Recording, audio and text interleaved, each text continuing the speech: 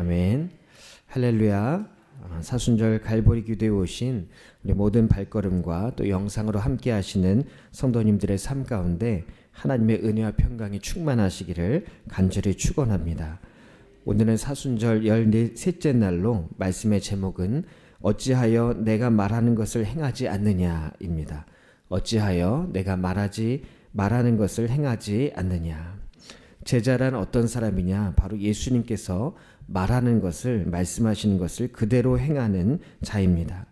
오늘 본문 말씀은 어제 말씀에 이어서 제자들에게 귀한 말씀이 이어지고 있습니다. 예수님은 많은 무리를 향해서도 말씀하셨지만 특별히 이 제자들을 향해서 말씀을 하십니다. 어제 말씀에서 12 제자를 사도로 택하셨고 그들에게 복 있는 삶에 대한 가르침을 주셨습니다. 제자로서 이 땅에서 복 있는 자로서 어떻게 살아가야 하는가?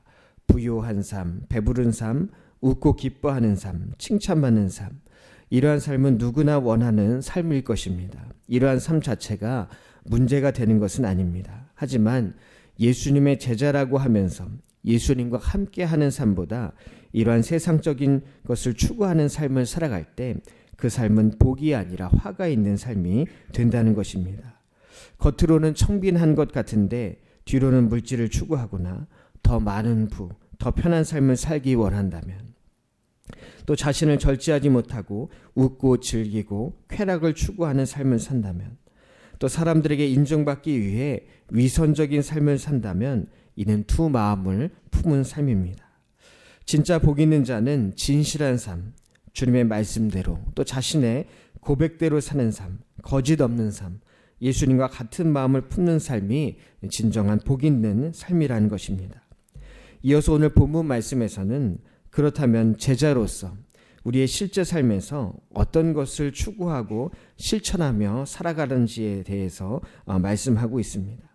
그리고 우리에게 예수님의 가르침대로 살 것인가, 아니면 세상 사람들과 똑같이 살아갈 것인가 묻고 있는 것입니다.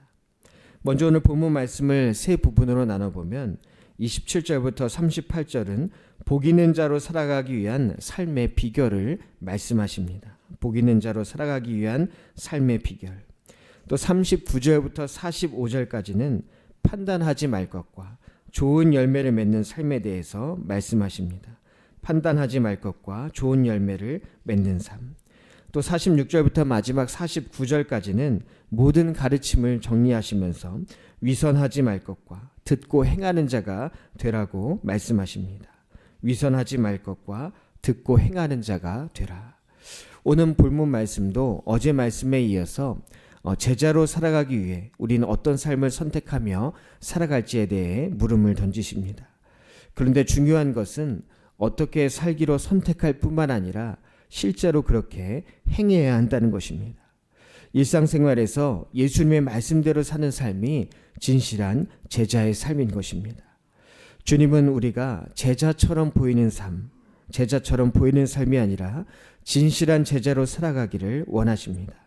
이 사순절기, 특별히 우리의 삶이 주님 앞에서 어떤 삶을 살아가야 하는지 오늘 말씀을 통해 깊이 생각하며 기도의 제목을 얻는 복된 시간이 되시기를 간절히 축원합니다. 첫 번째는 사랑하며 살라는 것입니다. 사랑하며 살라. 오늘 우리가 읽은 말씀은 너무나도 많이 들었고 또 잘 아는 말씀이지만 사실 우리 삶에 적용하기는 쉽지 않은 말씀입니다. 원수를 사랑하는 것, 나를 미워하는 자를 선대하는 것, 나를 저주하는 자를 위해서 축복하는 것, 나를 모욕하는 자를 위해서 기도하는 것, 더 나아가 어떤 폭력과 약탈에도 오히려 내 몸을 내어주고 빼앗기는 것도 모자라 거저주는 것. 왜 이러한 삶을 살라고 말씀하실까요? 이 말씀을 이해하기 위해서는 내가 세상에서 소유할 수 없는 가장 귀한 것을 소유했다는 믿음이 있어야 합니다. 우리가 소유한 가장 귀한 것이 무엇입니까? 바로 하나님의 사랑입니다.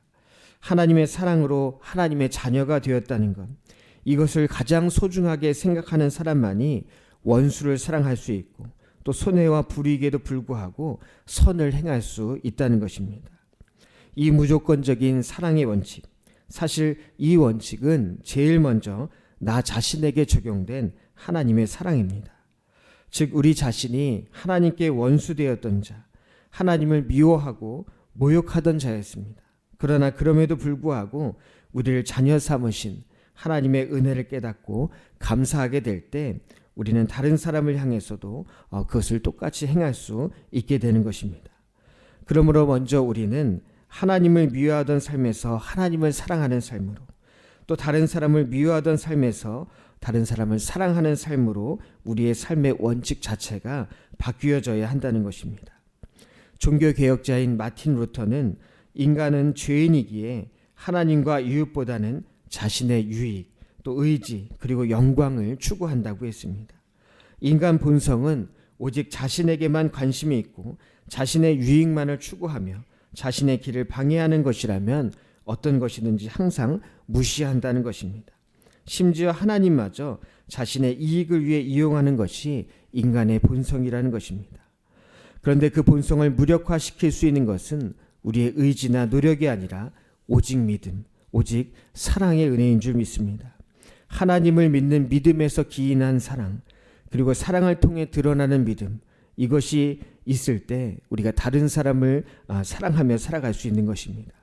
그러기에 사도 바울은 고린도전서 13장에서 사랑 없는 사람은 누구나 아무것도 아니다, 사랑이 없는 사람은 누구나 아무것도 아니다 라고 말씀했습니다.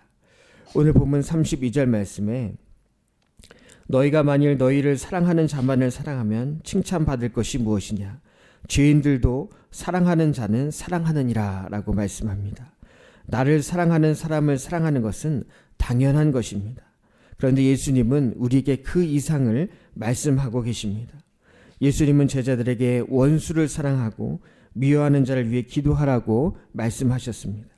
이는 단순한 도덕적인 교훈이 아니라 하나님 나라의 가치관을 반영하는 것입니다. 이 말씀이 잘 이해가 안 된다면 모든 말씀에 한번 이 말씀을 붙여보십시오. 하나님의 일을 하다가 원수를 만나게 된다면 그를 사랑하라. 하나님의 일을 하다가 너희를 미워하는 자를 만나면 그를 위해 기도하라. 하나님의 일을 하다가 핍박을 받거나 모욕이나 저주를 받거나 폭행을 당하거나 약탈을 당한다 할지라도 참으라. 왜냐하면 하나님의 일을 하다가 생기는 문제는 하나님이 책임져 주시길 때문입니다. 그리고 더 중요한 건 우리가 이러한 사랑이 없이 뭔가를 한다면 그것은 하나님의 일을 하는 것이 아니라는 것입니다. 어떤 한 목사님이 기도를 하시다가 하나님, 제가 다른 사람은 다 용서할 수 있는데 저 사람만큼은 용서가 안 됩니다. 너무 밉습니다. 어떻게 해야 할까요? 이렇게 기도할 때 그 목사님께 들려온 음성은 그도 내가 사랑하는 자다. 내가 사랑하는 자를 너가 왜 미워하느냐. 존 웨슬리 목사님은 사랑은 모든 것의 근본이며 사랑이 없이는 하나님을 알 수 없다라고 말씀했습니다. 사랑은 우리의 신앙의 본질이며 우리가 하나님과 관계를 맺는 방법이라는 것입니다. 미움은 우리를 분열시키고 서로를 적으로 만들며 결국에는 우리 자신을 파괴합니다. 미국의 카일 아이들만 목사님은 우리가 사랑하는 것이 무엇인지에 따라 우리의 삶이 결정된다. 우리가 사랑하는 것이 무엇인지에 따라 우리의 삶이 결정된다라고 했습니다. 사랑은 행동으로 나타나야 하고 이는 우리의 원수들에게도 그대로 적용돼야 한다는 것입니다. 본문 35절에 오직 너희는 원수를 사랑하고 선대하며 아무것도 바라지 말고 꾸어주라. 그리하면 너희 상이 클 것이요 또 지극히 높으신 이의 아들이 되리니. 우리가 사랑하며 살아갈 때 우리는 하나님의 자녀로서 복된 삶을 누리게 될 줄로 믿습니다. 더 나아가 38절에 주라 그리하면 너에게 줄 것이니 또 너희가 헤아리는 그 헤아림으로 너희도 헤아림을 도로 받을 것이라. 우리가 사랑하고 또 나누고 다른 사람을 헤아릴 때 세상의 것으로는 채울 수 없는 하나님의 채워주심과 헤아림을 경험하게 될 줄로 믿습니다. 두 번째는 선한 열매를 맺으라는 것입니다. 선한 열매를 맺으라. 예수님은 이어서 두 가지 비유의 말씀을 하십니다. 하나는 맹인이 맹인을 인도하면 둘 다 구덩이에 빠진다는 것이고, 또 하나는 제자는 스승보다 높지 못하나 스승을 닮아가야 한다는 것입니다. 이 말씀은 좋은 스승을 만나는 것이 중요하다는 것, 좋은 스승을 만나는 것이 중요하다는 것, 또 그 스승을 닮아가야 한다는 것을 말씀하는 것입니다. 그 스승을 닮아가야 한다는 것. 우리에게 가장 좋은 스승이 누구입니까? 바로 예수 그리스도입니다. 그리고 예수님을 닮아가는 것이야말로 가장 복되다는 것입니다. 예수님은 어찌하여 형제의 눈 속에 있는 티는 보고 내 눈 속에 있는 들보는 깨닫지 못하느냐라고 말씀하십니다. 사실 이 들보라는 것이 어떻게 눈 속에 있겠습니까? 그러나 우리의 시각을 가리는 것은 눈앞에 보이는 장애물만이 아닙니다. 바로 우리의 생각입니다. 굳어진 생각들, 고정관념들, 편협한 것들, 세상의 기준들이 우리의 눈을 완전히 가려버릴 때가 있습니다.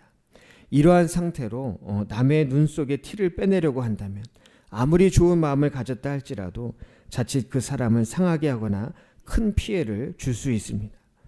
다른 사람의 눈 속에 있는 티를 빼내기 전에 먼저 내 눈 속에 들보, 즉 잘못된 생각들, 편협한 생각들, 여러 가지 세상적인 기준들을 내려놔야 한다는 것입니다. 이어서 주님은 못된 열매 맺는 좋은 나무가 없고 또 좋은 열매 맺는 못된 나무가 없다라고 말씀하십니다. 좋은 열매는 좋은 나무에서 나옵니다. 그러므로 제자들에게 좋은 나무가 되어야 함을 말씀하시는 것입니다. 좋은 나무가 되면 저절로 좋은 열매를 맺기 때문입니다. 그러면 어떻게 좋은 나무가 될 수 있을까요? 이전에 예수님께서 말씀하신 대로 먼저 좋은 스승을 만나야 합니다. 그리고 그 스승을 닮아가야 합니다. 더 나아가 다른 사람을 비판하기 전에 먼저 나 자신의 생각과 마음을 새롭게 해야 하는 것입니다. 마음을 새롭게 하는 것이 중요한 이유는 첫 번째, 우리가 접하는 것들이 우리의 생각을 결정하기 때문입니다. 우리가 접하는 것들이 우리의 생각을 결정한다. 또 두 번째는 우리의 생각은 우리의 믿음을 결정하기 때문입니다. 세 번째는 우리의 믿음은 우리의 행동을 결정하기 때문입니다. 네 번째는 우리의 행동은 우리의 삶을 형성하기 때문입니다. 이를 노출의 법칙이라고 하는데 우리가 가장 많이 노출된 것들이 우리의 생각과 믿음을 형성하고 우리 삶을 이끈다는 것입니다. 비슷한 말로 존 비비어 목사님도 우리 마음은 우리가 찾는 것을 생각한다. 우리 마음은 우리가 찾는 것을 생각한다라고 했습니다. 즉 내가 무엇을 가장 가까이 하는가, 그것이 내 삶을 결정한다는 것입니다. 그러면서 하나님의 말씀을 가까이 해야 한다. 하나님의 말씀을 가까이 해야 한다. 하나님의 말씀이 세상과의 간음에 빠지지 않게 우리를 보호해 준다고 했습니다. 좋은 나무가 되기 위해서는 좋은 마음을 가져야 하는데 그 유일한 방법은 매 순간 하나님을 생각하고 예수님을 생각하는 것입니다. 성 어거스틴도 우리의 행동은 우리의 마음의 상태를 반영한다고 했습니다. 우리 마음이 하나님께로 향할 때 우리는 자동적으로 선한 열매를 맺게 되는 줄 믿습니다. 우리는 매일의 삶 속에서 어떤 열매를 맺고 있습니까? 선한 열매는 사랑, 기쁨, 평화, 인내, 친절, 선함, 충실, 온유, 절제와 같은 성령의 열매입니다. 반면 악한 열매는 분노, 질투, 미움, 갈등과 같은 것입니다. 매 순간 주님께서 주시는 생각들을 품을 때 우리는 예수님을 닮아서 좋은 나무가 될 뿐만 아니라 좋은 열매를 맺게 되는 줄 믿습니다. 세 번째는 듣고 행하라는 것입니다. 듣고 행하라. 오늘 예수님께서도 복음을 전하신 후에 이것을 듣고 행하라라고 말씀하십니다. 듣고 행하라. 듣고도 행하지 않는 자는 흙 위에 집을 지은 사람과 같다고 하십니다. 흙은 잘 파집니다.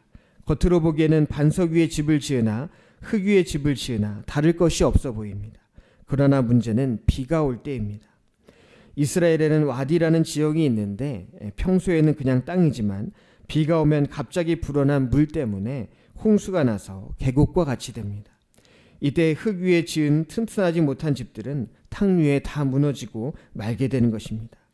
듣고도 행하지 않는 자는 흙 위에 지은 집과 같습니다. 삶에서 어려움을 만날 때마다 절망하고 신앙이 무너지고 하나님을 원망하고 그러다가 또 회복되기도 했지만 또다시 무너집니다. 그러므로 우리는 믿음의 반석이 나올 때까지 깊이 파서 주추를 반석 위에 놓아야 하는 것입니다. 이것이 곧 행하는 삶을 의미합니다. 관념적으로만 아는 것에는 한계가 있습니다. 우리가 행할 때 더욱 굳건한 믿음의 반석을 발견하게 되는 것입니다. 반석이 얼마나 깊이 있는지 모르지만 반석이 나올 것이라는 믿음을 갖고 계속해서 파다 보면 언젠가는 반석을 발견하게 됩니다. 우리의 신앙생활이 언제까지 계속 파기만 해야 하는지, 언제까지 계속 고민하고 갈등해야 하는지, 회의가 들지라도 일단 반석을 발견하고 그 위에 주추를 세우고 나면 흔들리지 않는 굳건한 신앙이 된다는 것입니다. 말씀을 의지하여 믿고 행하는 자는 자신도 생각하지 못한 놀라운 일들을 경험하게 되는 줄 믿습니다. 이 세상에는 성공을 이야기하는 책들이 많이 있습니다. 성공하기 위해서는 한계를 뛰어넘어라, 자기 자신을 혁명하라, 상상력을 이용하라, 합리적인 사고가 필요하다. 너무나도 좋은 말씀이 많이 나오고 있습니다. 그런데 가장 중요한 것은 위에 말한 것들이 다 필요하지만 일단 이것 중에 하나라도 행하라는 것입니다. 삶을 변화시키는 방법에서도 좋은 말을 들었다면 첫 번째 기억하라, 두 번째 기록하라, 세 번째 암기하라. 그런데 가장 중요한 건 네 번째 그대로 행하라는 것입니다. 행함이 중요하다는 것입니다. 삶에서 작은 것이라 할지라도 그 말씀대로 살기를 결단하시기 바랍니다. 그 다음은 주님께서 책임져 주시는 줄 믿습니다. 오늘 말씀을 묵상하면 언제나 사랑을 실천하는 삶, 또 선한 열매를 맺는 삶, 말씀대로 행하는 복된 삶을 살아가는 우리 모두가 되시기를 간절히 축원합니다. 기도하겠습니다. 사랑이 많으신 하나님 아버지, 우리를 먼저 사랑하시고 자녀 삼으신 하나님의 은혜에 감사드립니다. 주님을 더욱 사랑하게 하시고 원수된 자까지도 사랑할 수 있는 마음을 허락하여 주셔서 언제나 좋은 열매를 맺는 좋은 나무가 되게 하여 주시옵소서. 주님께서 불러주신 제자로 또 하나님의 제자로 살아가는 복된 은혜가 날마다 넘쳐나게 하시고 모든 말씀 들을 때마다 그 말씀대로 행하는 자가 되게 하시며 매일매일의 삶 가운데 변화와 성숙의 은혜가 넘쳐나게 하여 주시옵소서. 오늘 이 시간 간절한 소원들과 함께 드린 귀한 예물이 있습니다. 이 예물 위에 하늘에 속한 신령한 복과 땅에 속한 기름진 축복 있게 하여 주옵시고 하나님의 선하신 뜻 가운데 모든 기도의 제목이 응답되게 하여 주시옵소서. 기도로 하루를 시작하오니 성령님께서 동행해 주시는 복된 하루가 될 줄 믿사오며 살아계신 우리 주 예수 그리스도의 이름으로 간절히 기도하옵나이다.